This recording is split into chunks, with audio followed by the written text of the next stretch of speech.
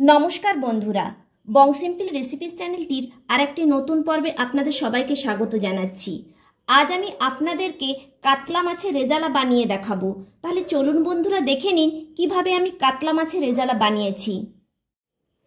মাছের রেজালা বানাবার জন্য এখানে আমি কাতলা মাছ নিয়েছি।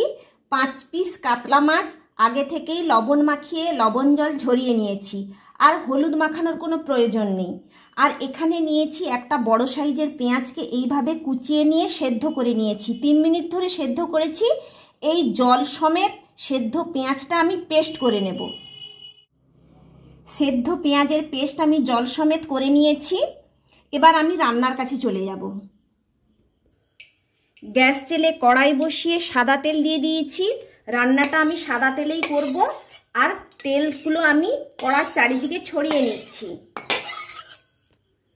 তেল ভালো করে গরম করে নিয়েছি। একটু লবণ ছড়িয়ে দিচ্ছি। লবণ ছড়ালে মাছ জড়িয়ে যাবে না কড়াতে। মাছ দিয়ে দিচ্ছি।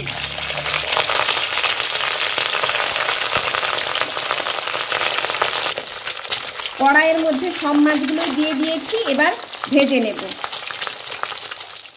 মাছের এক সাইড ভাজা হয়ে গিয়েছে, অন্য সাইড উল্টে দিচ্ছি। মাছগুলো খুব কড়া করে ভাজবো না, হালকা লালচে করে ভেজে নেব।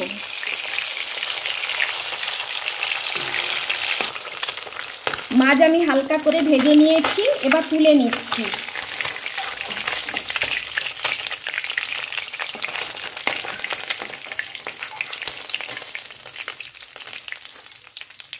সব মাছগুলো তুলে নিয়েছি।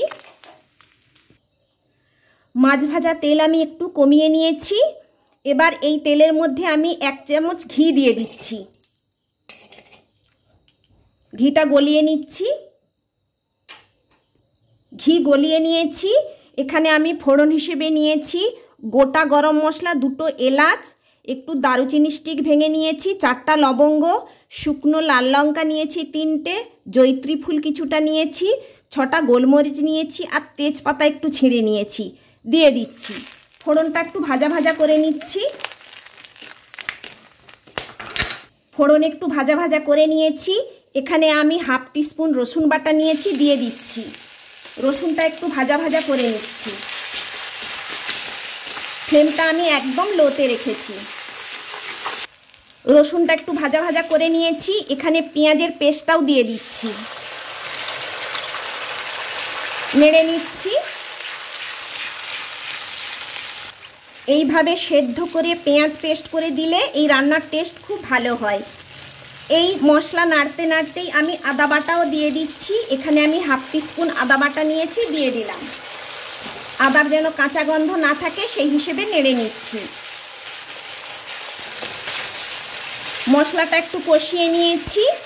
এবার এখানে আমি কাজু বাদাম বাটা দিয়ে দিচ্ছি। এখানে আমি 10 পিস কাজু বাদামকে এইভাবে পেস্ট করে নিয়েছি, দিয়ে দিলাম। এবার আবারও ভালো করে নেড়ে নিচ্ছি। আর এরই সঙ্গে দিয়ে দিচ্ছি 1.5 টেবিল চামচ পোস্ত বাটা দিয়ে দিচ্ছি, এবং একটু জলও দিয়ে দেব।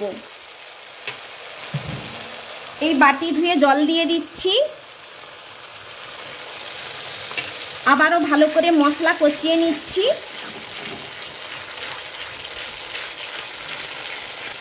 যেহেতু কাজু বাদামের পেস্ট দিয়েছি তাই অনবরত নাড়তে হবে। এবার স্বাদ অনুযায়ী লবণ দিয়ে দিচ্ছি। আবারও নেড়ে নিচ্ছি।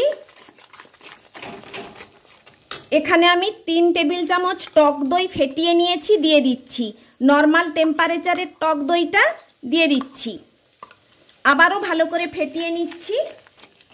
টক দই দিয়েছি তাই সামান্য একটু চিনি দিচ্ছি, চিনি অপশনাল।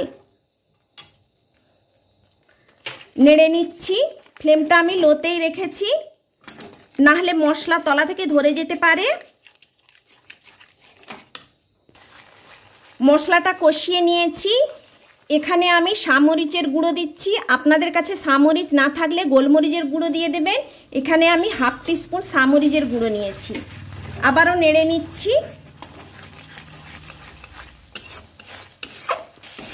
মশলাটা ভালো করে কষিয়ে নিয়েছি।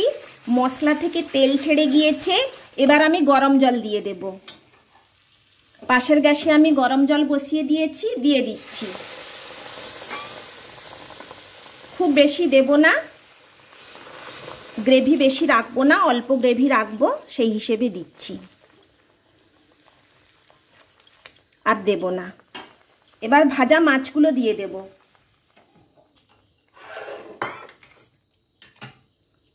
ভাজা মাছগুলো দিয়ে দিচ্ছি।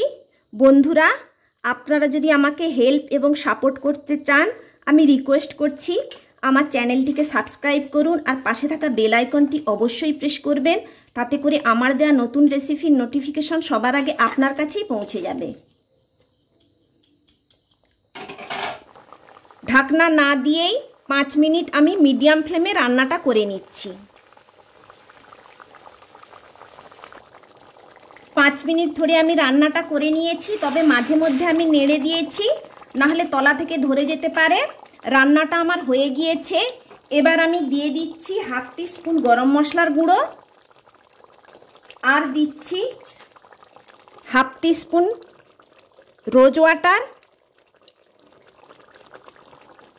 আর 1/2 টিস্পুন কেওড়া ওয়াটার।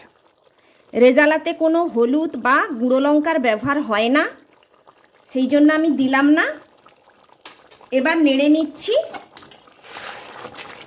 আর 1 মিনিটের মতো রান্নাটা করে নিচ্ছি।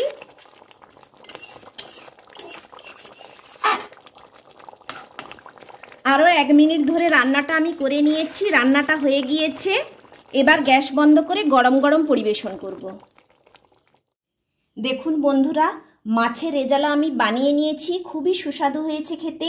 আপনারাও এইভাবে বাড়িতে বানিয়ে খাবেন, খুবই ভালো লাগবে খেতে।